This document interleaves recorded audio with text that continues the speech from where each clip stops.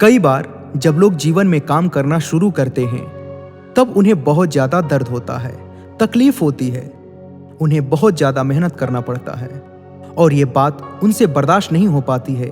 उनका शरीर जवाब दे देता है और वो उस काम को छोड़कर किसी और तरकीब से सफल होने का प्रयास करते रहते हैं। लेकिन याद रखिएगा, इस प्रकार से कोई भी व्यक्ति जीवन में सफल नहीं हो पाता है। याद रखिएगा कि सफलता का मार्ग मेहनत, दर्द और तकलीफ से होकर गुजरेगा और यह आपको सहना ही पड़ेगा। तो इसके लिए आप हमेशा तैयार रहिए। तो चलिए इस बात को एक कहानी के माध्यम से समझाते हैं। एक बार एक मूर्तिकार अपनी छीनी और हथौड़ी से एक पत्थर को भगवान की मूर्ति का आकार देने का प्रयास कर रहा था। जैसे ही वह छीनी पर अपना हथौड़ा चलाता, वह पत्थर चिल्लाने लगता और कहने लगता कि ये क्या कर रहे हो, मुझे इतना मार क्यों रहे हो, मुझे बहुत दुख हो रहा है, तकलीफ हो रही है, पीड़ा हो रही है, मुझे अपने हाल पर छोड़ दो और यहां से चले जाओ।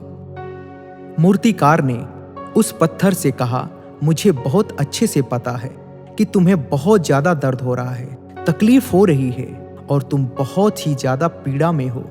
लेकिन यदि आज तुमने इस दर्द को नहीं सहा, इस तकलीफ को नहीं सहा, तो जीवन भर तुम यही इसी प्रकार से पड़े रहोगे। मुझे पता है कि तुम में आगे बढ़ने की अपार संभावना है। तुम एक बहुत अच्छे पत्थर हो, लेकिन यदि तुम इसी प्रकार से रहोगे तो कभी भी आगे नहीं बढ़ पाओगे। इतना कहकर मूर्तिकार औजार उठाए ही थे कि पत्थर फिर से चिल्लाने लगा, गिड़गिड़ाने लगा, विनती करने लगा कि मुझे अपने हाल पर छोड़ दो। मुझे पता है कि जीवन के लिए कौन सी चीज सही है और कौन सी चीज गलत है। मुझे बहुत ज्यादा दर्द हो रहा है, अब मैं इस तकलीफ को बहुत ज्यादा नहीं सह सकता।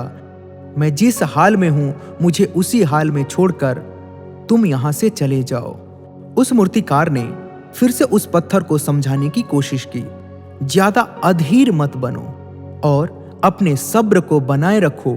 थोड़ी देर और इस दर्द को सहो। यदि इस दर्द को सह लिया तो मैं भगवान की मूर्ति के रूप में तुम्हारी स्थापना करवाऊंगा और फिर दूर दूर से तुम्हारी लोग पूजा करने आएंगे और पंडित के साथ साथ और भी लोग तुम्हारी सेवा करेंगे। लेकिन पत्थर ने उस मूर्तिकार की एक भी बात नहीं मानी। वह चिल्लाता रहा और अपनी बात पर अड़ा रहा। मूर्तिकार ने उस पत्थर को समझाने की बहुत कोशिश की, लेकिन वो पत्थर नहीं माना। अब मूर्तिकार भी थक चुका था और वह उस पत्थर को छोड़कर आगे बढ़ गया और थोड़ी ही दूर जाकर देखा कि एक और बहुत ही अच्छा पत्थर वहां पड़ा हुआ है। उसने छीनी और हथौड़ी उठाई और उस पत्थर को मूर्ति बनाने के लिए वो तैयार हो गया। मूर्तिकार ने छीनी और हथौड़ी का वार दूसरे पत्थर पर जारी रखा। दूसरे पत्थर को भी दर्द हुआ, तकलीफ उसे भी हुई, लेकिन उस पत्थर ने बर्दाश्त कर लिया और देखते ही देखते थोड़ी समय के बाद उस पत्थर ने भगवान की मूर्ति का रूप धारण कर लिया। थोड़े दिन बाद उस मूर्ति की एक मंदिर में स्थापना हो गई। धीरे धीरे करके लोग वहां पूजा पाठ करने लगे। लोगों की मन्नतें वहां से पूरी होने लगी और वह मंदिर बहुत ही ज्यादा प्रसिद्ध हो गया। अब धीरे धीरे करके दूर दूर के गांव से लोग वहां पूजा पाठ करने आने लगे। फिर एक दिन उस पत्थर को उसी मंदिर में लाया गया और उसे एक कोने में रख दिया गया। अब लोग आते थे और उस पर नारियल फोड़ते थे। ये कोई और पत्थर नहीं, बल्कि वही पत्थर था जिसने दर्द को नहीं सहा था।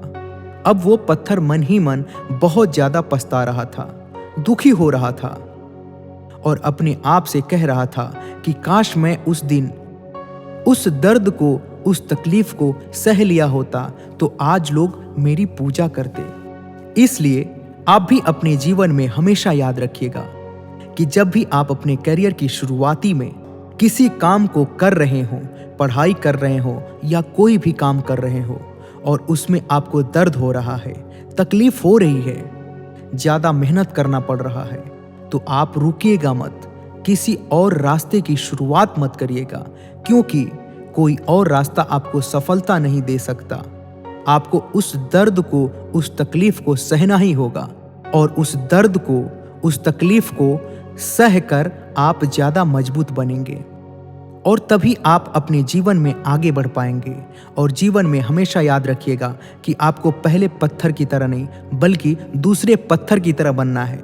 यदि ये कहानी आपको पसंद आई हो और इससे कोई सीख मिली हो तो अपने दोस्तों और अन्य लोगों के साथ शेयर जरूर कीजिएगा। धन्यवाद।